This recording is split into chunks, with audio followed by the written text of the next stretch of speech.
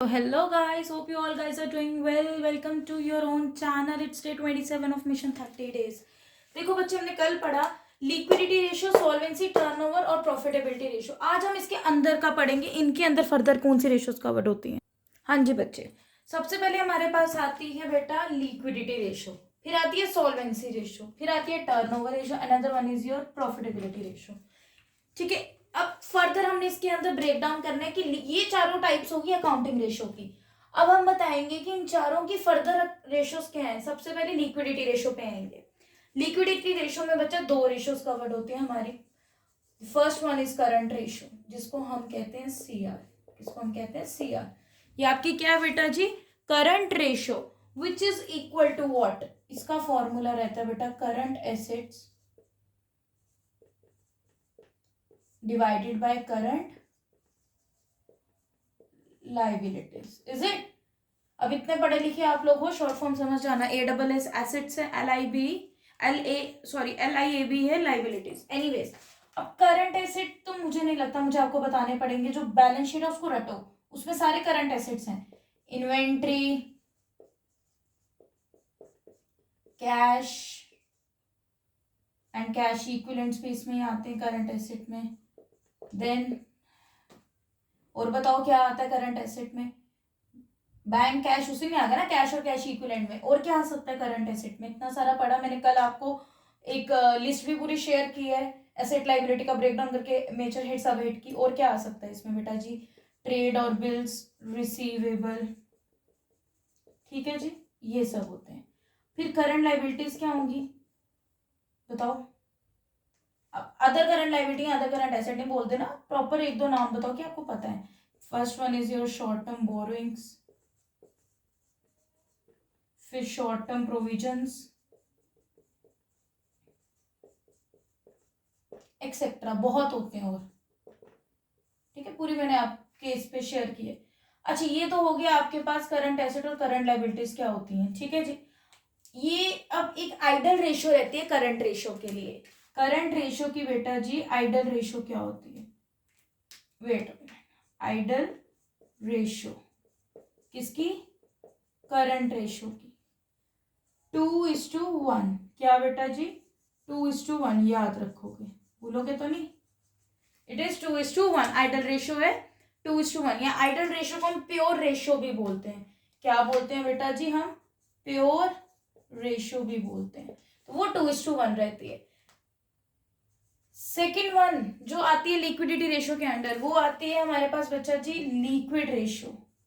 Liquid को हम quick भी बोलते हैं और हम एसिड टेस्ट रेशियो भी बोलते हैं। ठीक है जी, समझे मेरी बात? इस रेशियो के तीन नाम है, आइदर लिक्विडिटी रेशियो और क्विक रेशियो और एसिड टेस्ट रेशियो। ये तीन नाम है इस एक रेशियो के। ठीक है, अब आपको क्वेश्चन में तीनों तो एक साथ दी नहीं है, एक साथ नाम आएंगे नहीं। अगर लिक्विड आएगा तो इसका फॉर्मूला होता है बेटा जी लिक्विड एसिड्स। अगर क्विक रेशियो आई तो लिखोगे क्विक एसिड्स। अगर एसिड टेस्ट रेशियो लिखा होगा तो लिखोगे acid test assets divided by current liabilities. Current liabilities तो मैंने आपको ऊपर बता दी। इसमें आपको पता होना चाहिए लिक्विड एसिड या क्या बोलते हैं एसिड टेस्ट एसिड कैसे सॉल्व होंगे, उसका फॉर्मूला क्या रहेगा।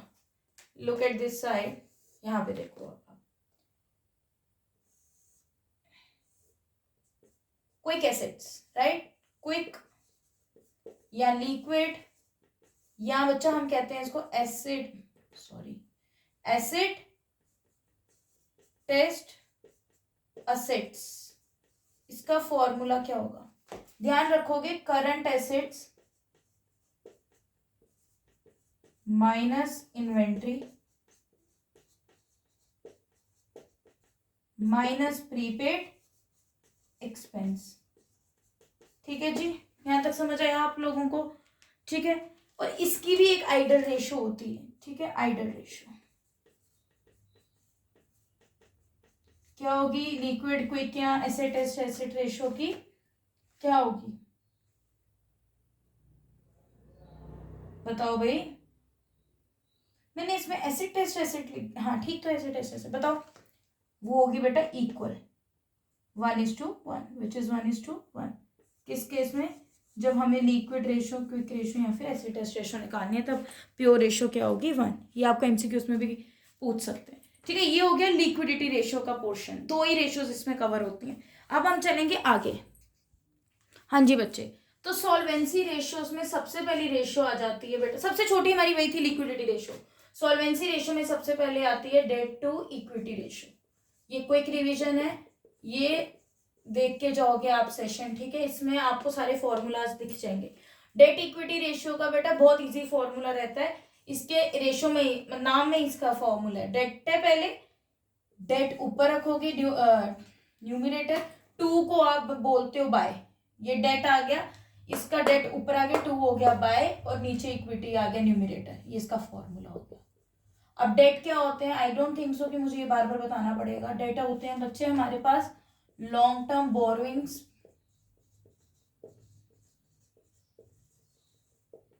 Long term provisions.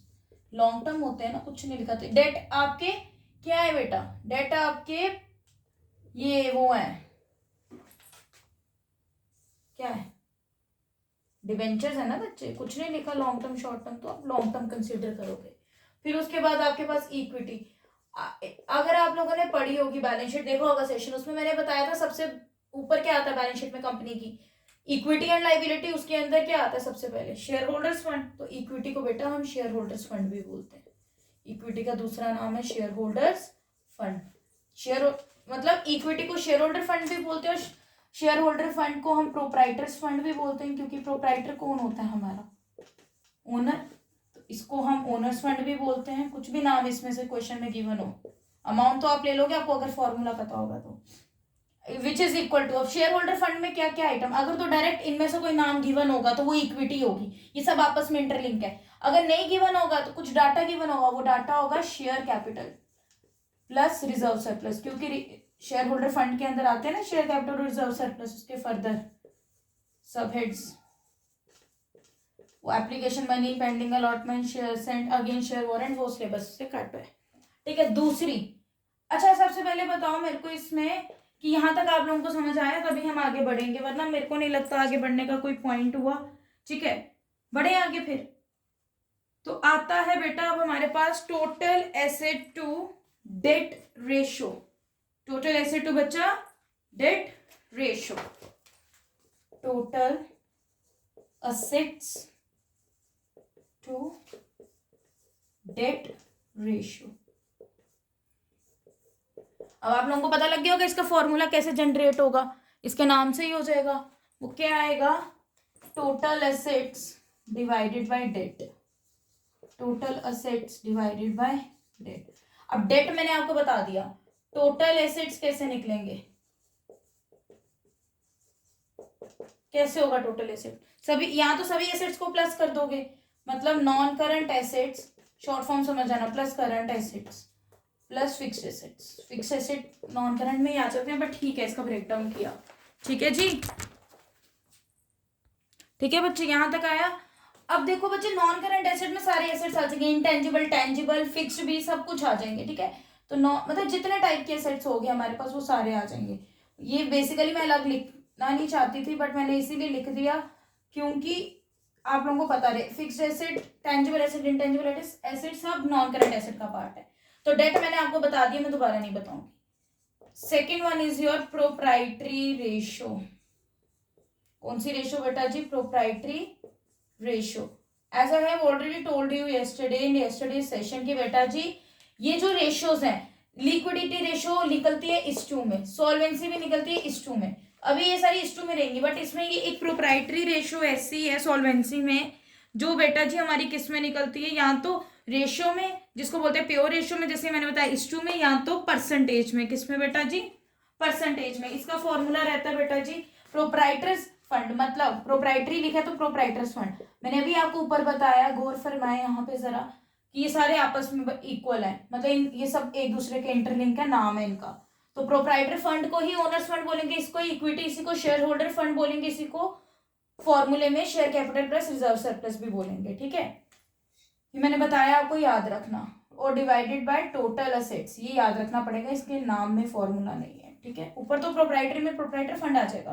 मैं यहाँ फिर लिख रही हूँ कि जो हमारा प्रोप्राइटर फंड है बेटा जी, that is your share holder fund, जो बराबर है आपके इक्विटी के, ओनर्स फंड के, ठीक है, एक्सेट्रा, ठीक है। इसके बाद अच्छा एक चीज और याद रखोगे, total asset to debt ratio की जो आइडल रेशियो है, दैट विल बी योर 2:1।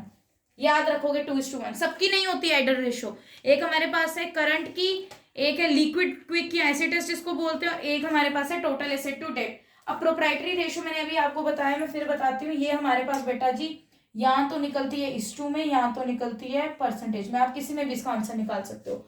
अगर आपने परसेंटेज में लेना है तो इसका फॉर्मूला ऐसे लोगे, प्रोप्राइटर्स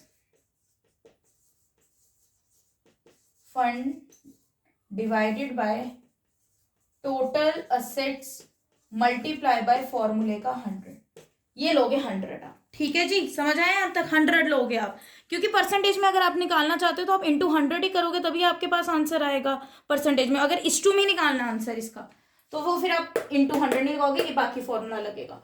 ये प्रोप्राइटर फंड ही ऐसा है जो दो तरीकों से निकलता है, एक परसेंटेज में या तो रेशो में। इसको हर जगह नहीं अप्लाई करोगे मेथडोलॉजी को। उसके बाद आएगी आपकी बेटा जी इंटरेस्ट कवरेज रेशियो, यहां तक डन। देखो बेटा, अब हमारे पास आएगा 4th नंबर पे इसमें सॉल्वेंसी रेशियो में आईसीआर, जिसको बोलते हैं हम इंटरेस्ट कवरेज रेशियो।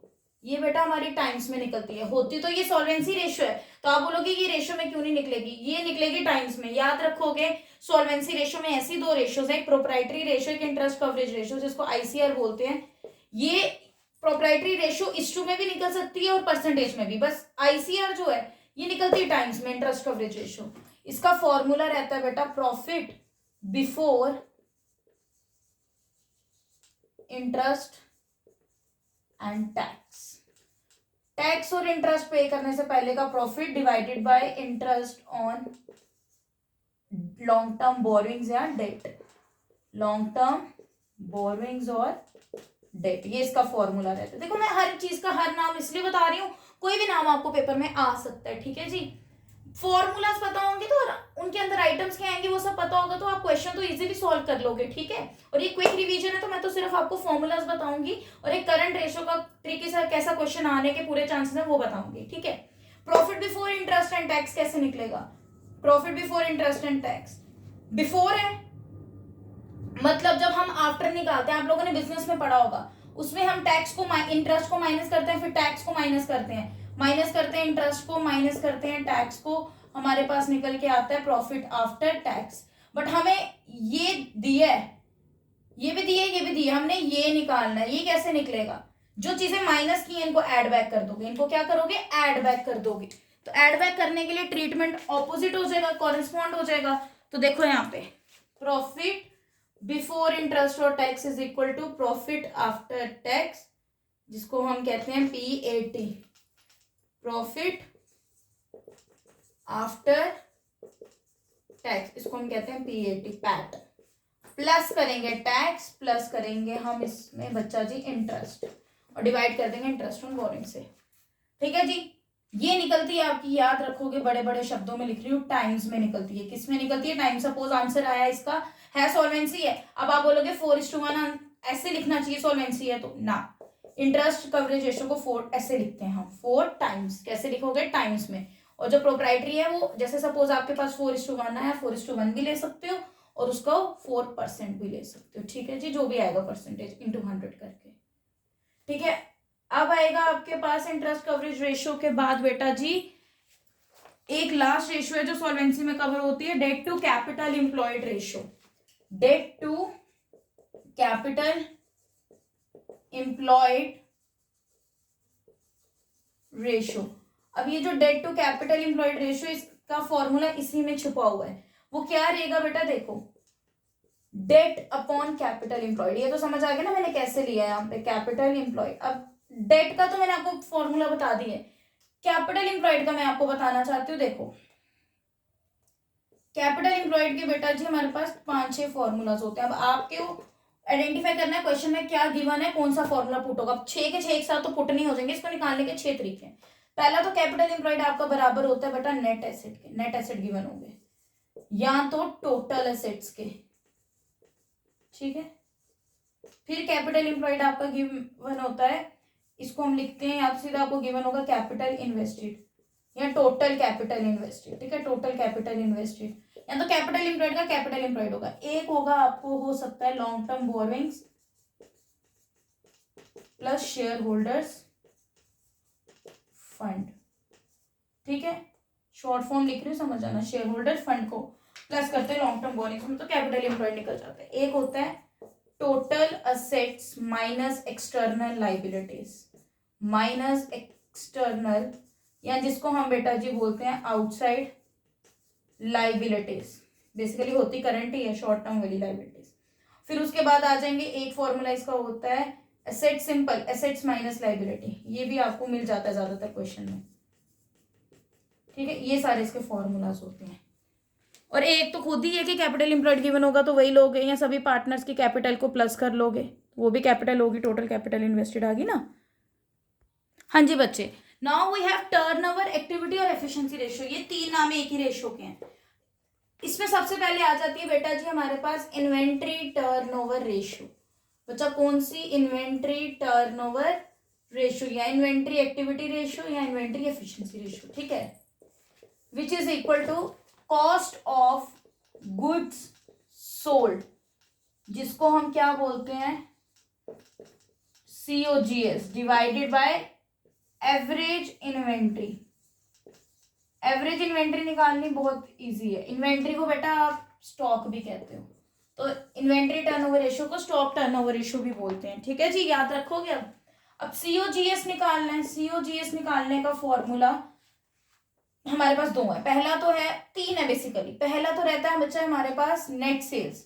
अब नेट सेल्स को बेटा जी हम कहते हैं revenue from operations, revenue from operations. और COGS को हम कहते हैं cost of revenue from operations, दूसरा नाम है ना इसका, cost of revenue from operations, ठीक है जी। मतलब net sales minus gross profit आपको मिल जाएगा COGS। एक और फॉर्मूला COGS का क्या होगा, वो नेट सेल्स में ग्रॉस लॉस प्लस हो जाएगा, ग्रॉस लॉस, ठीक है जी, समझ आ रही है। हाँ जी बच्चे, ग्रॉस लॉस होगा तो प्लस हो जाएगा। एक और फॉर्मूला रहता है COGS का, वो होगा ओपनिंग स्टॉक, मतलब ओपनिंग इन्वेंट्री भी कह सकते हो, ओपनिंग स्टॉक भी कह सकते हो, plus purchases plus direct expenses minus closing stock, ठीक है जी। डायरेक्ट एक्सपेंसेस कौन से होते हैं पता है ना, wages, carriage inwards, freight inwards, ठीक है, ये भी आपने पढ़ा है ट्रेडिंग अकाउंट में क्लास 11th में। ये हो गया आपके पास carriage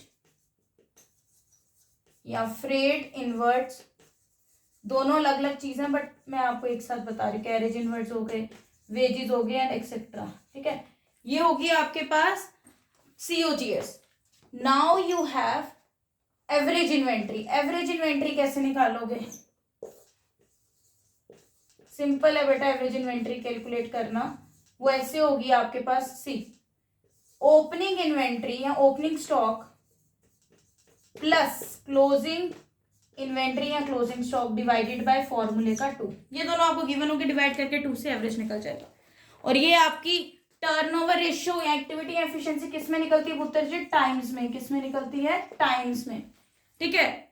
second one is your under turnover ratio is, हाँ जी बच्चे, second one ratio that covered under turnover activity और efficiency ratio is your trade receivable turnover ratio. बेटा ट्रेड रिसीवेबल्स टर्नओवर रेशियो, इसका बेसिकली एक नहीं 2 और नाम है। डराओ नहीं मैडम, डरा नहीं रही भाई, बता रही, you have to know about this, you have to aware about this बच्चे। ट्रेड को हम बिल बोलते हैं, ट्रेड को बिल्स बोलते हैं, तो ट्रेड रिसीवेबल को बिल्स रिसीवेबल भी बोलेंगे, तो trade bills receivable turnover ratio भी। जो मैंने आपको बताया था ट्रेड रिसीवेबल्स हमारे असेट होते हैं या लाइबिलिटी होती है बच्चा? रिसीवेबल वर्ड लगा है तो रिसीवेबल वर्ड का क्या मतलब है? जो रिसीव होना है फ्यूचर में, तो दैट आर आवर डेटर्स, तो इसको हम डेटर्स टर्नओवर रेशियो भी बोलेंगे। कौन सी ratio? Debtors turnover ratio. Debtors के साथ रिसीवेबल कभी नहीं आता, ये मैं आपको बार बार बताऊं, डेटर्स के साथ रिसीवेबल कभी नहीं आता। Debtors turnover ratio. अब बात आती है फॉर्मूला क्या लगेगा। फॉर्मूला देखो, मैंने ये 3 इक्वल्स टू इसीलिए डाले, अभी आप समझना। सबसे ऊपर देखो रिसीवेबल है, मतलब हमने डेटर्स को सेल की है उधार पे, क्रेडिट पे सेल की है, तो ये हमें फ्यूचर में क्या देंगे?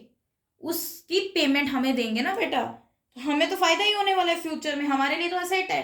तो ऊपर हम जो न्यूमिनेटर रखते हैं टॉप पे, that will be your sale है रिसीवेबल, तो net credit sales,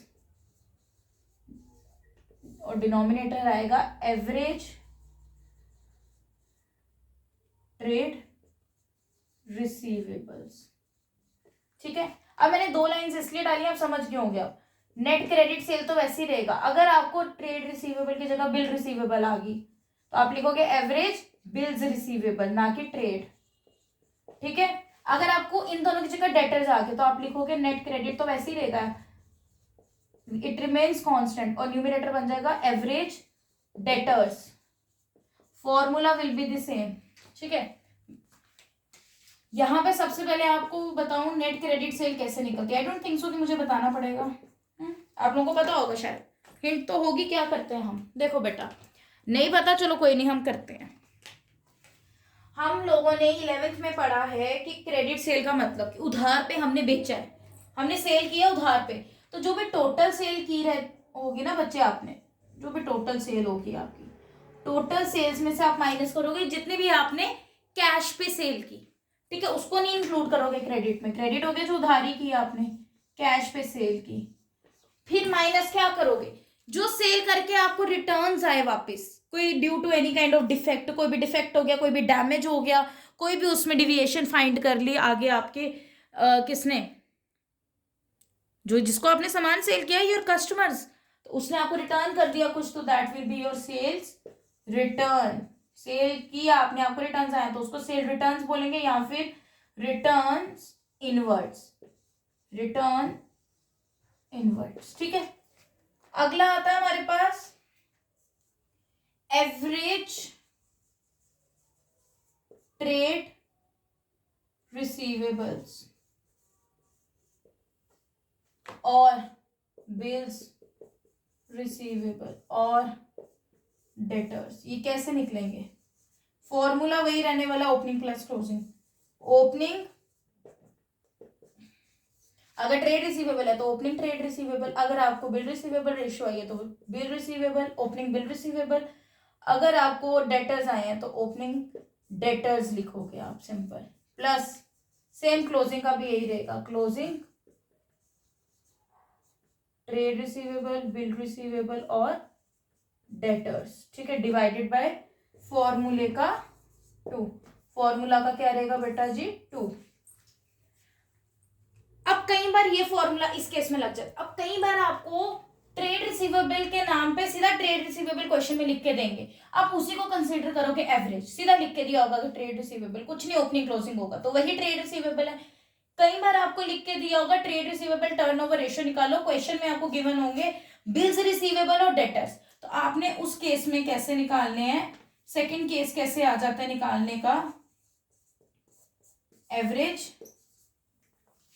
trade receivable निकालने का फिर फॉर्मूला होता है, जितने भी आपके पास बेटा जी, ये क्या बोलते हैं, केस 1 था, केस 2 क्या हो जाएगा, एवरेज ट्रेड रिसीवेबल का, जब ओपनिंग क्लोजिंग की जगह आपको क्या गिवन होगा, वो तो लगेगा नहीं फॉर्मूला, फिर उसकी जगह आपको गिवन रहेगा शायद क्वेश्चन में, या तो बिल्स रिसीवेबल डायरेक्टली दिया होगा, सिर्फ एक अमाउंट, कोई ओपनिंग क्लोजिंग नहीं, प्लस करोगे अगर आपको डेटर्स गिवन है तो जो आंसर आएगा नेट, वही आपके एवरेज ट्रेड रिसीवेबल्स बन जाएंगे। गाइस, यहां तक किसी को डाउट है? नहीं? Shall we move ahead. अब इसके बाद आती है बेटा जी हमारे पास ट्रेड पेएबल रेशियो। जैसे रिसीवेबल पड़ी ना बच्चे, वैसे सेम टू सेम पेएबल है, बस रिसीव की जगह पेएबल लगा दोगे, दैट्स इट। सारी आपकी मेथडोलॉजी सेम रहेगी, स्ट्रैटेजी करने का आपका प्रोसेस सब कुछ will be the same, everything will be the same बच्चा, nothing will be the. Okay, अब हम करेंगे यहाँ पे ट्रेड पेएबल रेशो। अब ट्रेड पेएबल को बेटा जी हम क्या क्या नाम से बोल सकते हैं? बिल्स पेएबल, और इसका क्या नाम हो सकता है? एनीबॉडी? अभी अगर रिसीवेबल हमारा एसेट है तो पेएबल मतलब हमने पे करना है, ये हमारी लाइबिलिटी है। कौन सी? करंट लाइबिलिटी के अंदर आता है ये बैलेंस शीट में। तो ट्रेड पेएबल हो गए हमारे क्रेडिटर्स, जिनको हमने पैसा देना है, उनसे हमने उधार पे परचेज की है, तो इसको क्रेडिटर्स टर्नओवर रेशियो भी बोलोगे। ठीक है, ये तीन नाम है बेसिकली, जैसे पीछे थे। फॉर्मूला क्या आएगा? अब नेट क्रेडिट परचेज, क्रेडिटर्स हो गए हमारी लाइबिलिटी, हमने इनको पैसा वापस करना, हमने उधार पे सामान लिया, वापस इन द सेंस पे करना उनको, डिवाइडेड बाय वही average trades payable, bills payable और क्रेडिटर्स। ठीक है जी। अब बात आती है नेट क्रेडिट परचेज कैसे निकलती है? जो भी टोटल आपने परचेज की, जो भी सामान आपने खरीदा टोटल, वो टोटल परचेज में आप क्या करोगे बेटा जी? माइनस करोगे अपनी कैश, जो आपने कैश में खरीदा, वो तो आएगा ही नहीं ना उधारी में, अब कैश में आपने वो खरीदा, और जो आपने उनको वापस कर दिया खरीद के, that will be your return outwards. आपने उनको दिया, ना कि आपके पास रिटर्न्स आए, तो ये आउटवर्ड्स रिटर्न होते हैं, जिसको हम परचेज रिटर्न्स के नाम से भी जानते हैं। ठीक है जी। नेक्स्ट वन इज योर बेटा जी average trade payable. Average trade payable, जिसको एवरेज बिल पेएबल भी बोलते हैं और एवरेज क्रेडिटर्स भी बोलते हैं। ठीक है, इसका क्या फॉर्मूला रहेगा? एनीबॉडी? एक तो वही रहेगा ओपनिंग ट्रेड पेएबल, भाई शॉर्ट फॉर्म लिख रही हूँ समझ आना, और bill payable, opening bill payable और opening creditors plus closing bill payable और ट्रेड पेएबल और क्रेडिटर, समझ आना भाई। ठीक है, और फॉर्मूले का 2 नहीं ये हुआ तो इसकी जगह आपको वही सेम डाटा है जैसे उसमें बताया मैंने, वैसा गिवन रहेगा डाटा। आपको एवरेज के नाम पे या तो सीधा निकाल के दिए होंगे ट्रेड पेएबल या बिल पेएबल या क्रेडिटर, इनमें से कुछ, तो वही एज्यूम करोगे, एवरेज यहाँ पे लिखोगे नीचे। नहीं तो आपको ऐसा गिवन होगा एवरेज ट्रेड पेएबल के नाम पे आपको गिवन रहेगा, आपको बिल्स पेएबल गिवन है क्वेश्चन, तो बिल पेएबल लोगे, कुछ नहीं है, दो अमाउंट्स नहीं है, एक ही है नेट, वो बिल पेएबल में प्लस करोगे अगर क्रेडिटर्स गिवन है तो ये आपका निकल जाएगा, जो भी आया वो आपका क्या रहेगा बेटा जी? Average trade payables. नहीं होगा कुछ सिंपल, आपको ये गिवन रहेगा तो ये भी ले सकते हो, बिल पेएबल ही आपके एवरेज ट्रेड पेएबल होंगे। ठीक है, नहीं तो ओपनिंग क्लोजिंग वाला फॉर्मूला तो लगेगा ही लगेगा, ओपनिंग क्लोजिंग ढूंढना ना क्वेश्चन में। ठीक है बच्चे,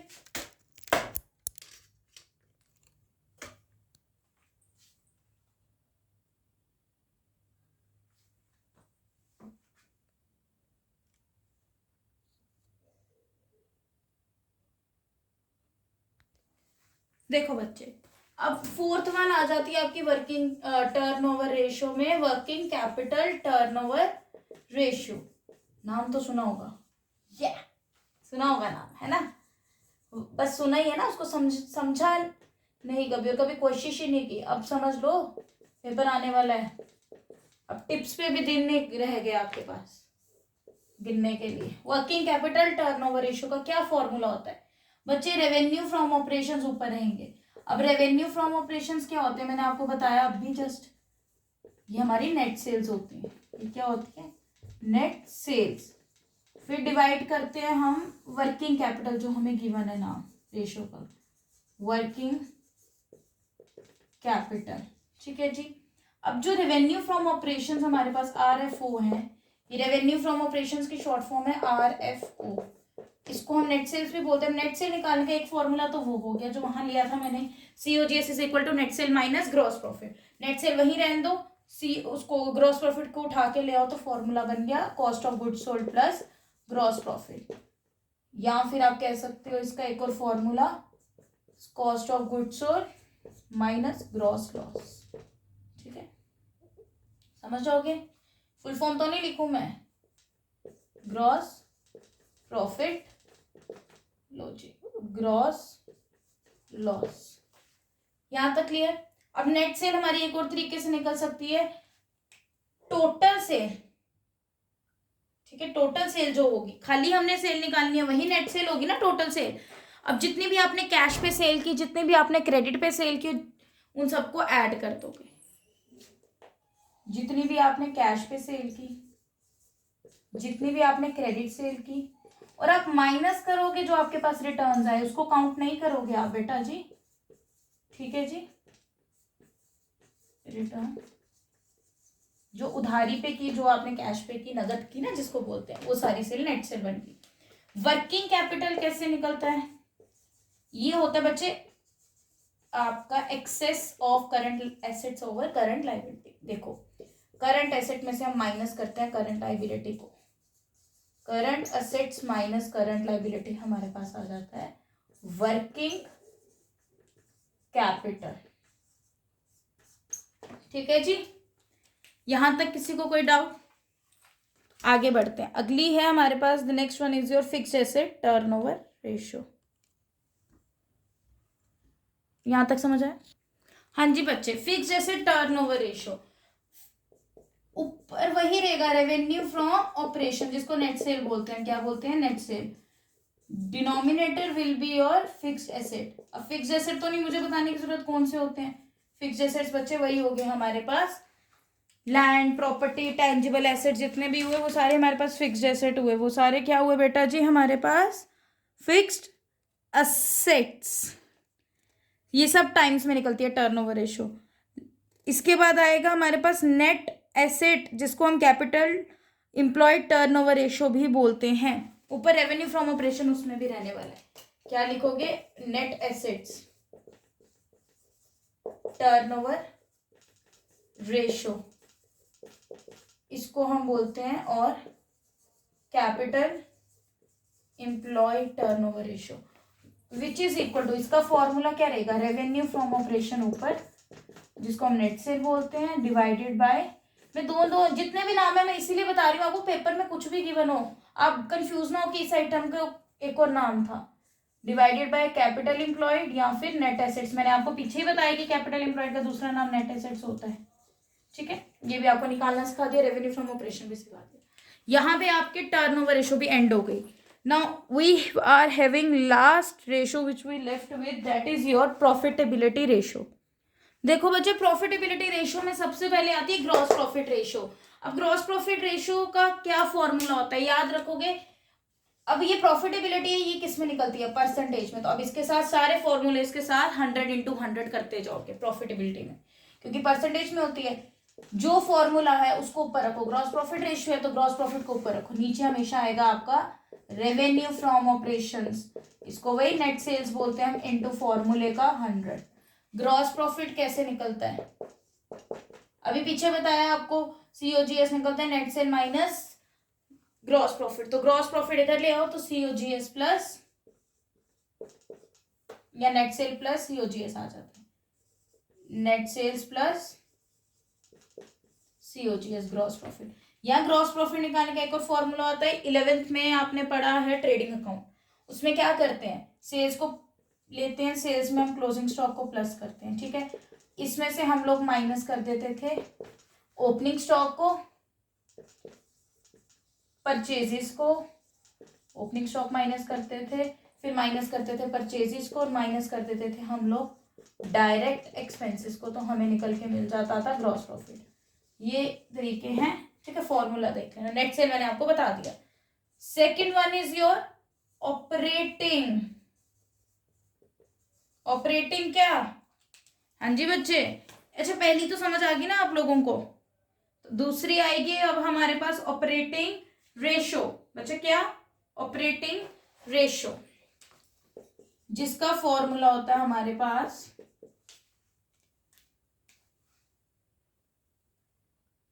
COGS, cost of revenue from operation या cost of goods sold, divided by, sorry इसमें प्लस करोगे सबसे पहले आप ऑपरेटिंग एक्सपेंसेस को, फिर डिवाइड करोगे आप किससे? यही RFO आपका रेवेन्यू फ्रॉम ऑपरेशन फॉर्मूले का 100। या फिर आप कह सकते हो जो आपका COGS प्लस ऑपरेटिंग कॉस्ट है, ऑपरेटिंग एक्सपेंस है, ये आपका किसके बराबर होता है? ये होता है आपका ऑपरेटिंग कॉस्ट के बराबर। तो आप इसको ऑपरेटिंग कॉस्ट भी कह सकते हो। आपको डायरेक्ट ऑपरेटिंग कॉस्ट अगर पेपर में गिवन होगी तो आप operating cost divided by RFO into 100 करोगे तो निकल जाएगा। Otherwise operating cost divided by RFO into 100 operating cost ऐसे निकलती है। ठीक है जी। फिर आ जाएंगे हम थर्ड रेशो पे, that is your operating profit ratio. दोनों में फर्क है बेटा, बच्चे समझते हैं एक ही रेशो, एक है खाली ऑपरेटिंग रेशो, एक है बेटा जी आपके पास ऑपरेटिंग प्रॉफिट रेशो। अब इसका क्या काम होगा है, दो आपको बताइए ना, तो इन दो को कैसे कैलकुलेट करोगे आप, बता सकते हैं कोई? अब जो आपने ऊपर बच्चा